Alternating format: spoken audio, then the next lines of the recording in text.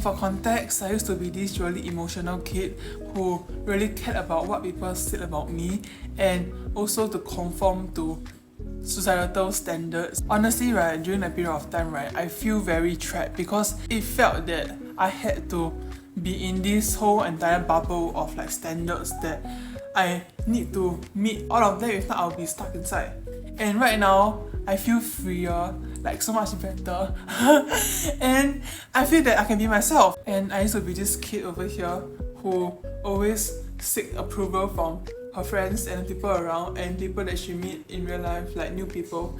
And I want to tell her, 苏个黑soyo, like, although what she's doing is wrong, but then I just know that she's just trying her best to, live, because that was what was the thing, at that point of time, and she's just trying her best. I'm not gonna be like, oh, if you wanna grow up, you should listen to me, but rather I'm gonna share with you guys the lessons that I've learned the hard way. So let's go. Alright, so first things first, let's go back to the basic, which is eating well and sleeping well, which I haven't been doing well. Oh, that rhymes. But yeah, because back then I used to be that pimple girl, in class, and I wasn't the favorite student or the favorite friend, and rather I was like the one being targeted at the pimple. Oh my god, poor girl. But yeah, and back then I was snacking a lot and I ate a lot, and my sleeping patterns were like, oh, trash. So I feel that subsequently I've realized that these habits are really important in maintaining your outer appearance. Although that might sound a bit superficial, but then that's like the basic thing you have to do in order to keep your appearance good to begin with, before you even apply makeup or like dress fancy outfit. So now that you have your basics done and you achieve that basic natural good looking skin before makeup, you need to have your mindset shift, which is important to internal glow and believing that you are deserving of that good look and good things in life. Slay. For me, I believe that your thoughts determine your reality. Like, if you keep thinking, oh my god, I'm just this pathetic kid who have a lot of pimple on my face, that is helpless, that is like, unworthy of love. Girl, you will not get that love in your life and you will not get any good things in life because your thoughts are so negative and it's leading to a negative reality. Like, yeah, that was me last time. So, the past Cheryl, you have worked hard and I'm so glad that you have thought of it that way, because like if not for that, you won't have the mindset I have right now. And yeah, for everybody out there, think positive. Just believe that you deserve the best thing in life. And these things, right, they don't have to be materialistic, whatever you say that, but you know what I mean. Yeah, they can be like, oh, good with socializing with people and even have an aura that exudes confidence. As basic as that, as easy as that. Yeah, and that mindset can manifest into something that is really good for you in your reality. So you just have to keep thinking of that thought and it will become your reality. Trust me, I have been there, I have done that. Trust in yourself, bro. Trust in yourself, bro. And that brings me to my next point, which is the content that you consume online. So let's say if the content that you consume online is negative, eventually your thoughts will be affected and eventually that will lead to your reality. Yes, so my feed on Instagram and on TikTok used to be very negative. It used to be like, oh, one day if I love you, I will give you my all, and sadly you're not mine anymore. Yeah, things like that. But then right now I have a For You page that is very empowering and is very positive in that sense, that empowers you to be a better person, or even simple videos like makeup tutorial or how to, live a healthier lifestyle. That is so much better than I love you, I can't achieve you, I can't get you, I'm so sad. Yeah, what was that? I don't know what was that, but have a good FYP and you have a good life. Trust me. Trust because that used to be me, and I don't know why I'm looking like that, but trust that you are deserving of happiness. Wow! Oh my god. Can I also say that I've watched somewhere before, music also changed your life. As in, it does change your life, but then like the genre of music really affects your mentality as well. So back then, my playlist used to be a really emo playlist where I will loop like songs every day and I will replay the playlist every day. So what I've done to change my entire aura, my mood, is I play music that are hyped out. They are, you know, groovy. Honorable mention goes to 17. Ever since I listened to their songs,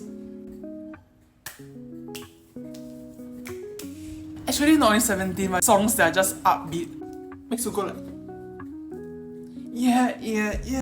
Actually not only 17, but then also other K-pop groups whose songs are upbeat, and also other English or other language songs also. As long as it's upbeat and it makes you feel happy, makes you feel empowering, makes you feel that you can be like in a drama. Oh, so youthful, I'm heading to work, la la la la. Yeah, just those kind of songs that will make you feel happy and not emotional songs that will make you doubt your life.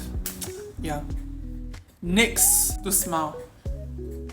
Trust me, that sounds really lame, but that works. I used to be this kid. I have this really RBF face, like if you're smiling while doing tasks like doing the laundry, etc., you will trick your body into thinking that you are happy at the moment. So you will eventually feel happy after smiling for a few minutes.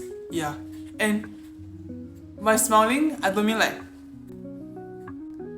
that's so creepy, bro. It's more like laundry, down. Yeah, as simple as this.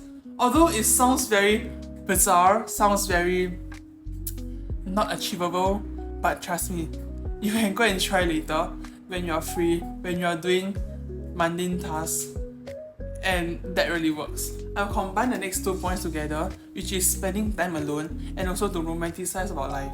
Spending time alone allows you to find out what you like and what you don't like, and not follow whatever societal standards are saying. It also allows you to find out what kind of person you are. And to be honest, I used to be that freak who don't like to be alone because I was afraid that I would get judged, saying, oh, pimple on your face, oh, that tall freak that is not skinny enough, oh, blah blah blah blah. I was really at that stage where my mind was just playing with me, man. Like it got so bad. But after spending time alone for like the few times, I realized that wow, damn, that's where people won't judge you. That's where I can be myself, and that's where I can do whatever I want. And that brings the next point in, which is to romanticize about life.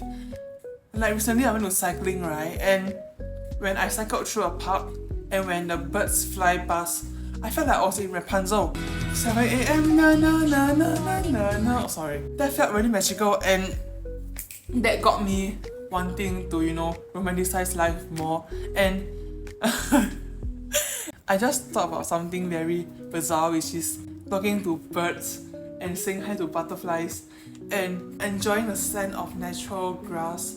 You're in your own novel story and you're in your own movie, being the main character of your life. That should be what you're thinking, because you are the character of your life, the main character I mean. And nobody shall be the scriptwriter, nobody shall be the director, because you are that role and you are the one who's gonna write your own story. Even if life sucks now, like to be honest, you can still rewrite them and take yourself away from the situation. The last point of this video is letting things go. For real though, like sometimes when I want things to go my way urgently, like so bad, it always turns out to be that way instead of this way, and I will be too attached to it, I'll be too clingy to it, to a point whereby I am giving myself that suffering, and it is created by myself, to myself. Yeah, and after I learned that some things are just not meant to be, I just see things as blessing in disguise, because if things really go your way, right, it will really harm you in that way. Sometimes I'll be like, oh, so that's why it didn't go that way, because bad things might happen more, and that is like just another nuisance. And I'm glad that sometimes things doesn't go my way, and you realize that if you let things go and not have that attachment barrier blocking you, the good things that are meant for you will come to you, like easier in that way. Like it flows to you so much easier, and you'll just be like, oh, okay, so that was meant for me. And it comes in a really surprising way, and sometimes in a really easy way, because you are no longer attached to the result or the outcome that you want it to be. Yeah, so just let things go and master the art of detachment. I think that's really important. That's like the MVP lesson that I've learned this year. So that was how I achieved the glow out from here to here. Yeah! I hope that these tips will help you guys and will benefit you guys in one way or another. And you can let me know if you have any other tips that can help me better improve myself right now, because I feel that it is a journey, it's not a destination, and I'll be forever growing, not in height because I'm really tall. But yeah, thank you for watching. I will see you in the next one.